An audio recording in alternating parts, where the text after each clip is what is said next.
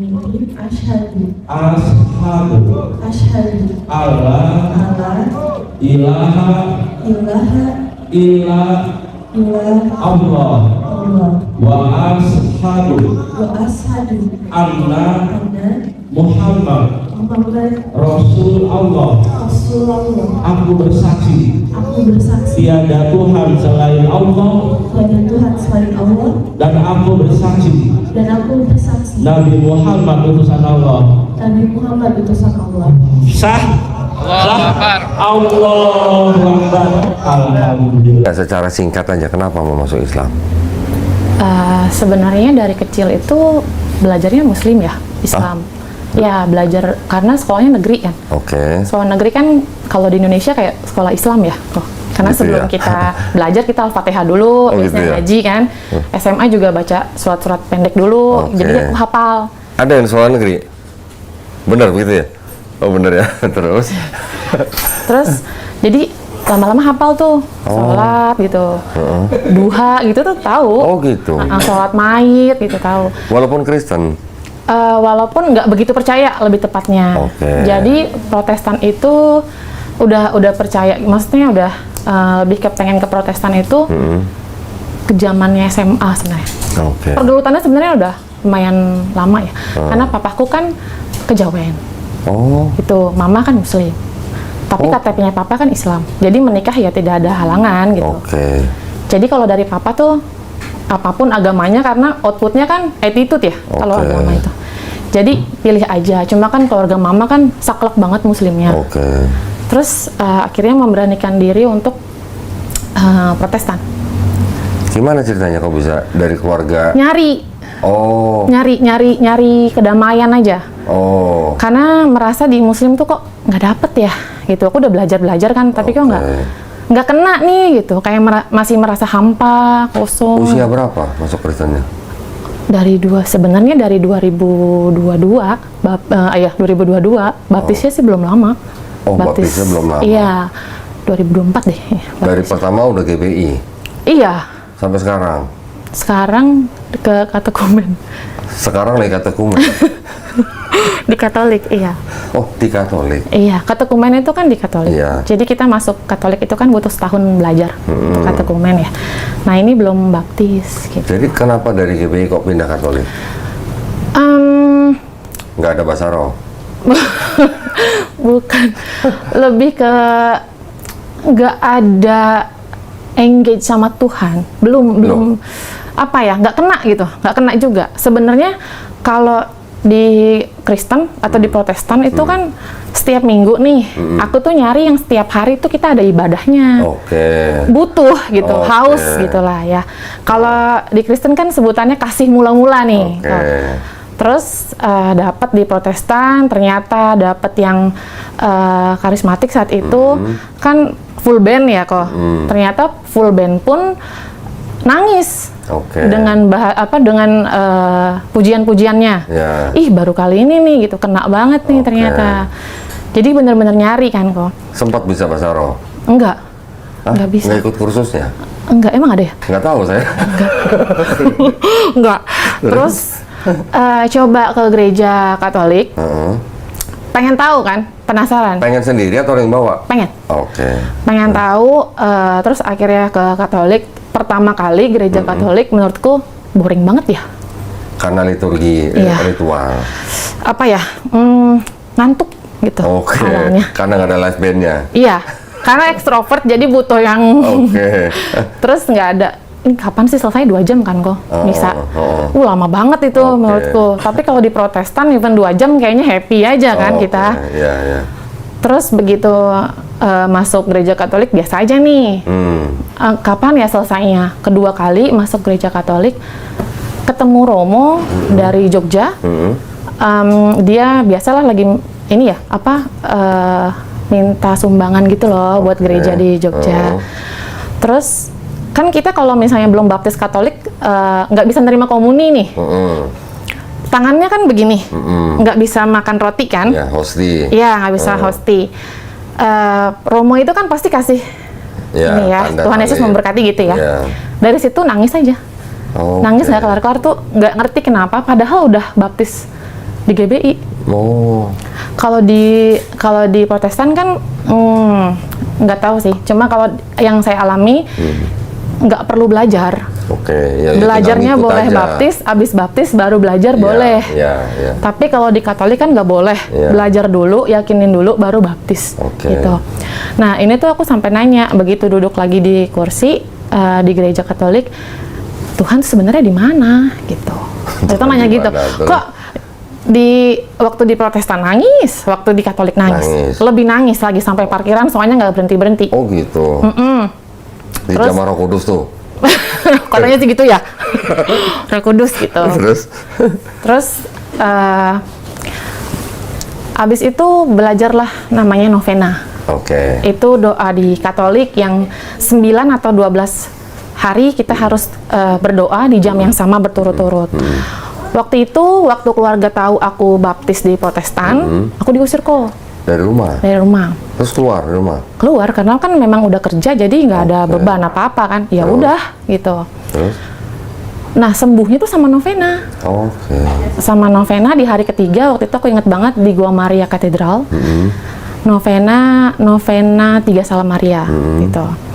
Nah, semenjak novena ini kayaknya nggak ada doaku yang tidak dikabulkan. Widih. Selalu dikabulkan Widih. gitu loh Kak. Widih. Di Protestan nggak ada yang ritual-ritual begitu, Oke. doa-doa begitu kan. Iya. Karena emang basicnya Muslim, belajarnya Muslim, di Muslim itu kan sudah tertata template doa-doanya ya, doa makan itu kan sudah ada semua. Kalau di Protestan kan berarti aku harus mengarang doa nih. Menginovasi. Iya, mengarang doa sendiri gitu. Terus?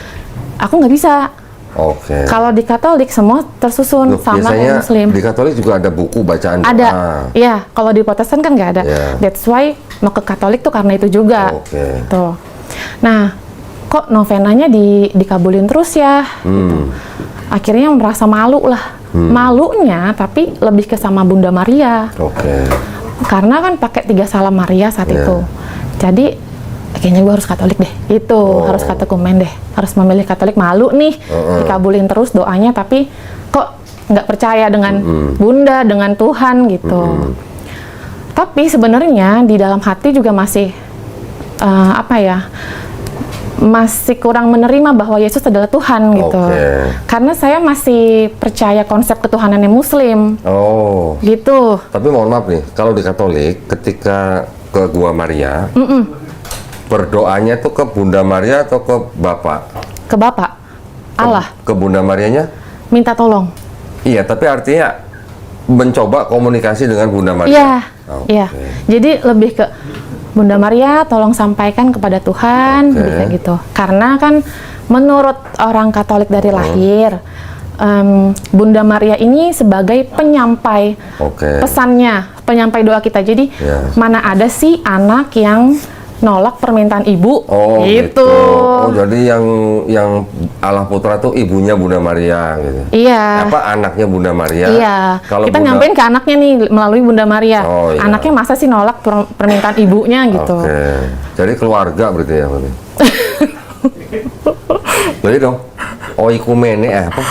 Oh, Kayak kemana? semacam oikumene gitu kan? Itu gereja Konsep mana dulu keluarga itu? gitu. Iya. Iya. Terus? Iya sih. Dari situ oh gitu ya. Ya udah. Jadi semuanya yang apa ya?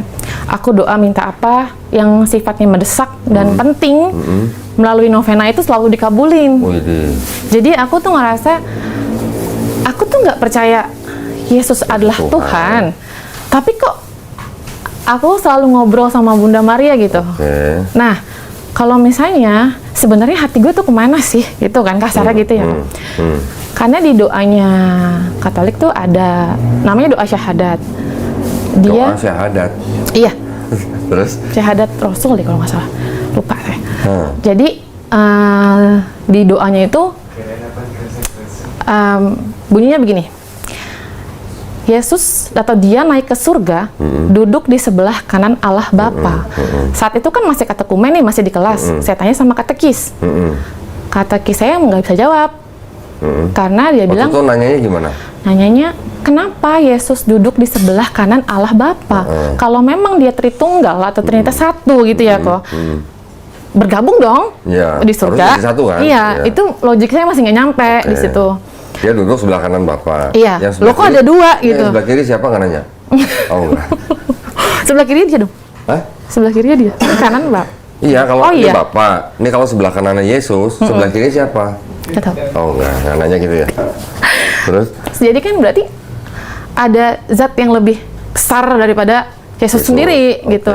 Jadi makanya saya masih percaya konsep ketuhanannya Islam. Oh. Gitu. Jadi kok begitu sih? Kok jadi kayak Nabi Muhammad sih posisinya gitu. Seperti apa maksudnya? Apa ya? Di bawahnya Tuhan gitu. Di bawahnya Allah Oh. gitu. Jadi kenapa dia nggak melebur gitu? Maksudnya kenapa nggak jadi satu gitu? Roh Kudus, Putra sama Bapak gitu kan. Kalau Bapak nggak kelihatan nih. Iya. Kalau anaknya kan kelihatan. Roh Kudus kan nggak kelihatan. Iya. Begitu di surga harusnya nyatu dong. Iya. Nah gitu, itu logiknya. Kok nggak nyatu nih? Tapi kata Kisku bilang, kalau nggak salah ya, kalau itu Katekisnya juga bingung. iya, dia jadi intinya Tritunggal adalah iman, gitu. Jadi nggak bisa jelasin iman. Imani saja. Nah, terus temanku juga ada yang ngomong masalah Tritunggal kan. Anggaplah Allah itu adalah air. Air kalau misalnya jadi beku kan jadi es batu tuh. Es batu atau air tuh kalau misalnya dimasak kan menguap tuh. Jadi Nah, uap. itu kan sama aja tapi beda pribadi. Nah, tapi ternyata dosenku ada yang bilang, kata dosen aku gini, tapi kan sifatnya beda. Iya. Oh iya juga ya, Tuh. di situ kan. Kalau di ilmu kimia juga kode kimianya juga beda.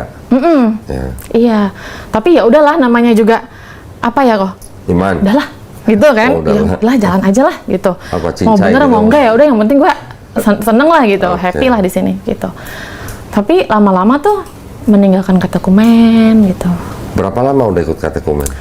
Dari udah mau setahun. Udah mau setahun. Iya, kan memang harusnya setahun. Berarti sebentar lagi lulus harusnya. Iya, Maret ini tuh harusnya baptis. Aku malah kesini. Kayaknya doanya ibu deh, doanya ibu juga. Masya Allah. Jadi ibu tuh ngomong, kamu kapan sih mau ke Islam lagi? Oke. Terus aku bilang, kok Islam lagi ya? Kayak dari dulu gue nggak percaya gitu loh. Terus ya mama doalah sama Allah. Aku bilang gitu kan.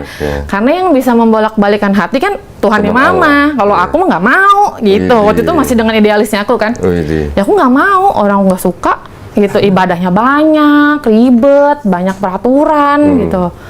Terus kata mama, iya mama udah doa tiap hari gitu. Tapi memang mungkin nggak ada yang apa ya, ngebelokin hati kali ya, karena pasti ada perantara dong. Iya.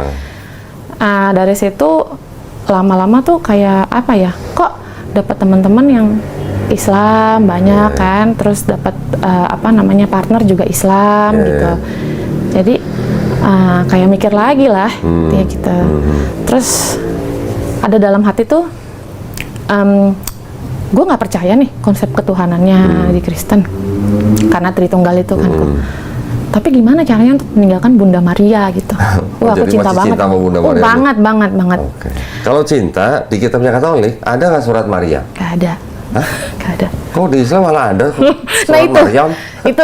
Jadi aku, Bener nggak? ya. Ah. Jadi aku ngobrol sama dosen juga. Aku bilang gini kan, kalau misalnya aku Islam, gimana caranya untuk ngobrol dengan Bunda Maria nih? Karena kan kalau di Katolik kan Bunda Maria itu kayak ibu kita kan. Aku merasa tuh lebih dekat dengan Bunda Maria ketimbang sama ibuku sendiri. Karena satu kan udah diusir nih, udah nggak di rumah. Bunda Maria nggak pernah ngusir. Nggak pernah. Bunda Maria tuh kayak menerima apapun keadaan anaknya gitu. Tapi emang Bunda Maria pernah jawab doanya? Maksudnya ngomong gitu? Emang pernah? Enggak. Berarti kalau gitu apa? Itu kan berarti hanya ada di dalam ilusi manusia kita. Iya. Dalam kita. Kita punya bayangan, punya gambaran, punya sosok yang bisa kita curhatin atau bagaimana. Tapi kan apa iya dia pernah jawab? Nanti kalau jawab malah kabur. Takut sih ya. Ya dari Terus? situ. Terus dosenku bilang, emang kurang menghormati Bunda Maria, apalagi nih Islam nih gitu. Karena di Al-Quran aja ada suratnya. Iya. Emang di Katolik ada gitu. Iya. Terus aku kayak mikir, ya juga ya gitu loh. Tapi kan posisinya si Bunda Maria ini tidak seperti di Katolik ya, orang suci gitu kan. Apa ya? Bahkan orang Protestan aja tidak bukan nggak mengaku ya. Iya. Kalau di Katolik kan sangat diagungkan sekali, patungnya banyak, doanya bahkan ada, rosario ada untuk bareng dengan Bunda Maria gitu. Di mana nih aku dapat sosok ini lagi? Kayak buat curhat aja kok, gitu. Karena kalau di Islam tuh kayaknya, aduh jauh banget sih ke Allah tuh, kayak kan kita hamba ya. Kalau ke Allah tuh. Kalau orang Islam yang bilang Allah jauh, berarti dia jarang baca Quran. Iya. Lah Quran, Allah Subhanahu Wa Taala sudah berfirman, Allah tuh lebih dekat dari siapa? Lebih dekat daripada urat nadi kita sendiri. Coba. Kurang dekat apa sih? Ini urat nadi di sini nih. Ya, di leher. Kurang dekat apa kalau lebih dekat dari urat nadi? Berarti kan kitanya sendiri yang tidak mau mendekat kepada Allah. Tapi kalau kita mau mencoba berkomunikasi dengan sosok manusia yang sudah nggak ada, sudah meninggal, kira-kira gimana? Ada nggak konsep itu di Islam? Nggak ada. Setiap manusia sudah meninggal, ruhnya sudah kembali pada penciptanya. Ya. Ketika kita mencoba komunikasi, berarti kan kita lagi ngayal gitu. Yang kita harus deketin, ya yang menciptakan ruh itu, yang menciptakan kita gitu. Sekarang gini, ini kan tadi ada ngomong soal tentang doanya dijawab terus nih. Iya, dikabulin terus. Dikabulin terus. Iya. Saya mau nanya, di luar daripada Bunda Maria, Dewi sendiri sering nggak berbuat baik? Berbuat baik? Ya apa aja, dengan teman, dengan siapapun, sering berbuat baik? Iya baik, iya berbuat baik. Sering? Itu yang dibalasnya karena itu. Setiap orang mau beriman nggak beriman, ketika dia berbuat baik dibalas. Tapi kalau nggak beriman dibalasnya di dunia, yang beriman dibalasnya di dunia dan akhirat. Gitu. Oke. Kalau mikirnya doa gue dijawab sama Bunda Maria, ntar dulu. Iya. Bunda Maria di mana? Kan kalau di Katolik kan di surga. Iya, kita juga percaya Bunda Maria juga wanita yang termasuk wanita yang paling mulia, bahkan sampai disebut ada surat Maryam di Quran. Berarti kan sangat mulia. Tapi kan bukan berarti dia juga Tuhan yang bisa mengabulkan doa kita. Itu bedanya. Iya sih. Ya. Kita harus pahami gini, setiap manusia ketika sudah meninggal, wafat, kan sudah terputus nih. Ya, ruhnya sudah kembali ke penciptanya. Tubuhnya sudah hancur di tanah. Ya sudah, bagaimana kita bisa berkomunikasi sama dia? Nggak bisa. Nah, ya, jadi orang-orang yang beranggapan mereka bisa bicara dengan Bunda Maria, saya pengen tahu Bunda Maria jawabnya apa. Ngomong apa? Kayak anakku gitu apa gimana? Kan kalau aku ya, kalau misalnya mau kerja, kadang ngomong, Bunda, aku kerja dulu ya. Bunda, aku pulang nih, gitu. Kayak ada temen aja gitu. Lebih itu yang disebut dengan sugesti. Oke. Kemarin coba sempat sholat lagi tuh kok. Walaupun nggak apal ya doanya, ya udahlah gerak aja. Iya. Terus berdoalah sama Tuhan, diajarin sama dosenku juga nih. Ini ceritanya masih kuliah, Dewi? Enggak. Dosen mana nih maksudnya? Dosen apa? Dosen di kampus, cuma kan masih berhubungan kan, masih kontek-kontekan. Oh, calon maksudnya? Enggak. Oh, bukan.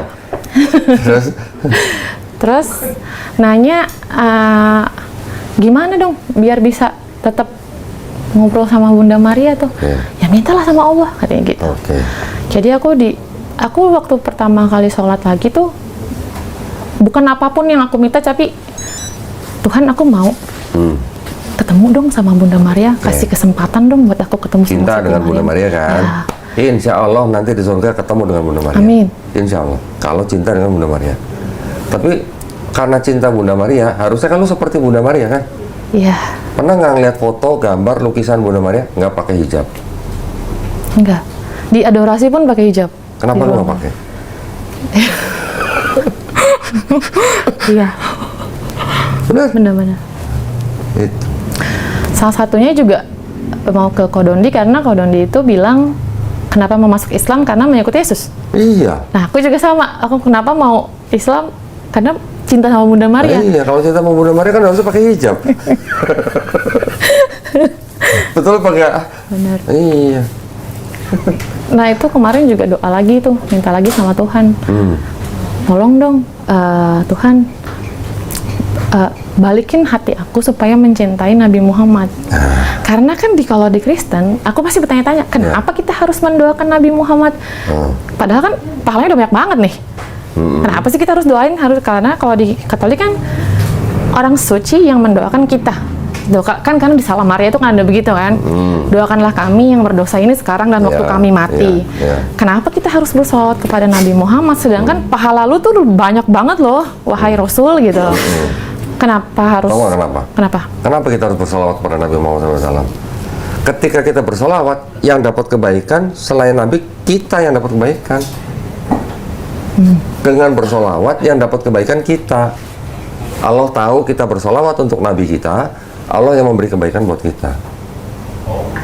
Itu rumusnya. Oke. Semakin banyak solawat kita kepada Nabi Muhammad SAW, semakin banyak kebaikan datang buat kita. Itu rumusnya. Oke. Jadi cuma tinggal belajar yang lebih dalam lagi tentang Islam. Itu. Sekarang menurut Dewi, Nabi Muhammad SAW menghormati Bunda Maria nggak? Pasti nggak sih? Kalau nggak menghormati, bagaimana di Quran ada surat Maryam? Iya. Itu bukannya Tuhan yang kasih? Loh iya, wahyunya. Tapi artinya apa? Bunda Maria berarti kan sosok yang sangat mulia. Sampai-sampai di dalam Quran aja ada surat Maryam. Kalau orang menuduh Quran itu karangan Nabi Muhammad SAW, kenapa Nabi Muhammad SAW tidak memberi surat nama ibunya, Aminah misalnya? Tapi kalau yang ada malah surat Maryam gitu. Gitu loh maksudnya. Iya. Berarti Nabi Muhammad SAW juga memuliakan Yesus, memuliakan bundanya, dan memuliakan nabi-nabi sebelumnya. Oke. Itu. Oke. Ya. Tinggal perlu belajar lagi tentang Islam. Nanti kalau kita sudah mengetahui konteks di dalam Islam, kita nanti akan berpikirnya begini. Berarti Islam itu sebenarnya bukan agama kemarin sore. Islam itu agama yang sudah diturunkan sejak Nabi Adam alaihissalam. Yang diikuti oleh nabi-nabi sebelum Yesus, bahkan diikuti oleh Yesus, cuman syariatnya yang disempurnakan di Quran melalui Nabi Muhammad SAW. Nah, karena waktu di Kristen kan juga diajarinnya Islam itu agama paling bungsu ya. Tuh. Oke, mereka punya pandangan begitu, monggo-monggo aja, silakan. Itu hak mereka, silakan. Mereka hanya berdasarkan kitab Qur'annya, gitu kan? Juga berdasarkan tahun kelahiran Nabi Muhammad SAW, itu aja. Tetapi di dalam Quran sendiri, kalau kita baca dan tahu konteks semuanya, dari Nabi Adam alaihissalam sudah Muslim. Kita harus bisa bedakan yang namanya akidah dan syariat. Akidah ini teologi ini, ya, teologi. Akidahnya Nabi Adam alaihissalam sampai Nabi Yesus alaihissalam, semuanya berserah diri kepada Tuhan yang satu nggak? Iya. Iya. Kalau kita baca Perjanjian Lama, semua nabi-nabi berserah diri kepada Tuhan yang satu kan? Seorang yang berserah diri kepada penciptanya, dalam bahasa Arabnya disebut Muslim. Akidahnya, akidah, teologinya. Tapi syariatnya yang pernah diturunkan hanya kepada bangsa Israel melalui Nabi Musa alaihissalam, melalui Nabi Daud alaihissalam, melalui Nabi Isa alaihissalam dengan Taurat, Zabur, Injil. Syariat itu hanya hukum, aturan untuk beribadah sehari-hari, gini caranya untuk bangsa Israel aja. Tapi yang untuk semua manusia baru di Quran. Oke. Itu juga yang aku kan belakangan ini sering dengar podcastnya Ko Dondi. Masya Allah. Ko Dondi kan bahas perjanjian baru ya. Di situ juga aku sebenarnya setuju sih. Jadi aku kan masih baca Alkitabnya Katolik ya, Deuterokanonika. Itu kan aku masih baca di perjanjian lama. Masih sama nih. Aduh, dari tadi nggak nawarin minum. Oh iya, makasih kok. Terus? Ini masih sama nih di perjanjian lama, karena kalau di Al-Quran kan aku nggak ngerti bahasanya ya. Bahasa translate-nya apa, karena aku pernah dengar dari Quraisy Shihab, itu nggak sembarangan untuk mentranslate bahasa Arab atau apa ya, tafsir ya. Tafsir. Itu nggak sembarangan, jadi masih bingung kan nih yang mana sih sebenarnya yang harus dibaca. Akhirnya dapat cerita Nabi Adam, terus kemudian pecah itu di Abraham ya, di anak-anaknya Abraham, itu dapat dari Alkitab. Nah, di perjanjian baru aku belum sempat baca karena setiap kita misa di Katolik, pasti kan ada apa ya, Injil suci yang dibacakan oleh Romo. Inilah Injil suci dari Matius misalnya. Nah, aku tuh sempat mikir gini kok, kalau aku sekilas baca artinya doa-doa di Islam ya, Allah berfirman, selalu begitu ya. Tapi kalau di kitabnya Kristen kan perkataan Tuhan. Firman juga. Iya, tapi diomongin sama si Matius, Yohanes gitu. Aku mikir ini kok orang inget ya, gitu. Kok orang inget ya apa yang Yesus katakan ya? Kenapa nggak Yesus ngomong sendiri, gitu? Kenapa harus kata Matius, Yesus tuh begini, kata Yohanes, Yesus tuh begini. Sebenarnya sama aja, cuma jadi kayak merajuk, misalnya Matius ngambil dari Yohanes, itu sama sebenarnya, cuma bunyinya agak beda gitu. Tapi kalau di Quran tuh kayak dia berdiri sendiri. Ini aku nggak bisa jelasinnya sih. Ini Tuhan yang ngomong nih, bukan melalui perantara siapapun. Makanya itu juga yang Kodon dibilang waktu itu di podcast tuh tentang siapa? Paulus. Nah itu, aku aja masih belum sampai situ kok. Oh gitu? Belum sampai situ. Jadi dosenku tuh bilang gini, emang Yesus kalau ibadah gimana? Gitu, sujud bukan ya? Gitu. Yesus disunat nggak? Emang Yesus bikin tanda salib? Enggak. Gitu, iya. Emang Yesus nyuruh kebaktian hari Minggu? Iya. Enggak kan? Enggak. Jadi aku mikir, ya juga ya, Yesus kok nggak bikin tanda salib, ini siapa yang nyuruh gitu. Dari situ aja udah, dari situlah kayak mulai, aduh kayak gue harus meninggalkan katekumen deh gitu. Tapi nggak enak kan ngomong sama katekis, ngomong sama staf-staf gereja. Jadi gimana ya, sampai sekarang tuh masih mau berniat untuk baptis nggak kak gitu, masih dicat. Oh gitu? Ya, sampai sekarang. Cuma aku karena nggak enak ngomongnya, karena aku lumayan deket sama staf-staf gereja, jadi aku diemin aja kok. Ya udah, nggak apa-apa. Gini aja, sekarang setiap keadaan yang kita alamin, itu semuanya sudah diizinkan Allah SWT. Ya, daun kering yang di pohon itu tidak akan jatuh ke bumi tanpa izin Allah SWT. Ya, jadi ketika Dewi sudah sampai di sini, duduk di sini, ini juga sudah diizinkan Allah SWT. Kalau Dewi mau kembali menjadi orang beriman sampai hari bersahadat, itu juga sudah diizinkan Allah SWT. Setelah itu urusan kedua, ketiga, keempat itu mau urusan lain. Tapi yang penting Dewi harus yakin dulu dengan beriman kembali menjadi muslim, itu dulu yang penting gitu. Nanti urusan dengan katekis atau itu nanti selesai sendiri, itu aja. Oke? Iya. Bentar lagi baptis, udah tinggal baptis. Bentar lagi, bener bentar lagi. Aku udah penerimaan kedua apa ketiga gitu ya, di gereja itu. Terus udah dihubungin terus kan, ditanya sama teman juga, kak masih lanjut nggak? Tapi nggak yakin gitu, takut. Ini katedral Jakarta berarti? Enggak, di BSD. Oh, yang BSD. Katedral itu salah satu gereja yang paling sering aku datengin. Karena novena pertama kan di sana. Iya, novena pertama di Gua Maria sana. Terus diberkati itu pertama juga sama Romo parokinya katedral. Kalau kita lihat katedral kan kayaknya damai gitu ya, kok bagus gitu ya. Itu yang pantesan ya orang Katolik tuh kayaknya susah untuk apa pindah keyakinan gitu. Karena kayak dibuat bukan kayak dibuat, kayak mungkin dibuat nyaman.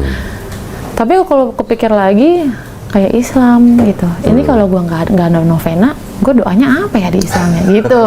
Aku tuh masih mikir yang teknis-teknis gitu. Karena kalau keyakinan konsep ketuhanan tetap di Islam. Nggak masuk ya Katolik. Iya. Allahnya ini apa ya? Karena kan dia waktu disalib kan Yesus itu kan Allahku bilang gitu kan. Iya. Dia kan nyari Tuhannya kan. Dalam hatiku kan dalam skenario aku nih. Lu kan Tuhan, lu kasih lihat mujizat lu dong di depan orang-orang itu, orang-orang apa yang jahat itu kan untuk menyalibnya. Kok nggak membuktikan di situ bahwa lo adalah Tuhan gitu? Itu sih. Berarti Dewi selama jadi Kristen itu tidak mempercayai sepenuhnya bahwa Yesus itu Tuhan. Enggak. Jadi kalau doa tuh ya Allah, ya Bapa. Jadi masih mikir, enggak, bukan masih mikir. Jadi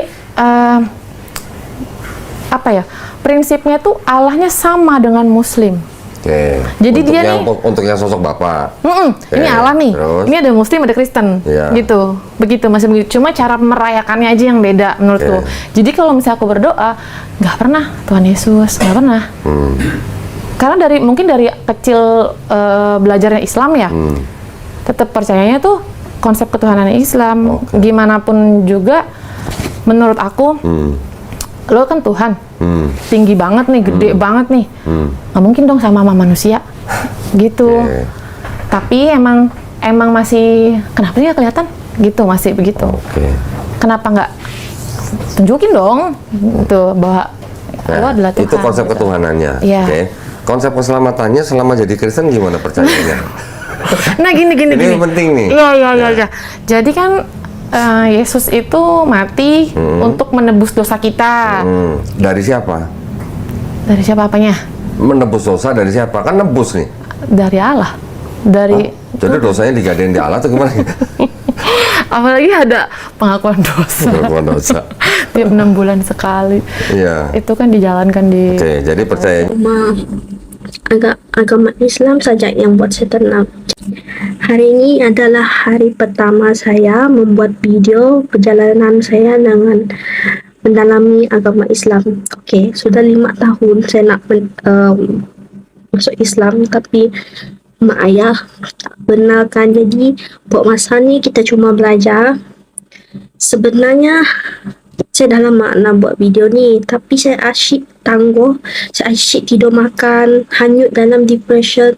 Jadi kita tak boleh hanyut dalam depression. So saya nak ubah hidup saya dengan Allah. Saya nak ubah hidup saya sebab bagi saya cuma Allah saja yang buat saya tenang. Cuma agama Islam saja yang buat saya tenang. Jadi saya ada beli buku cara solat dekat TikTok. Lepas tu ni ada buku basic agama Islam. Dan ini Al-Quran. Saya kena buat video ni supaya saya konsisten. Kalau saya tak buat video ni, maybe saya akan hanyut lagi dengan depression. Jadi hari pertama cuma buat niat, esok baru belajar sedikit demi sedikit. Ya, that's all.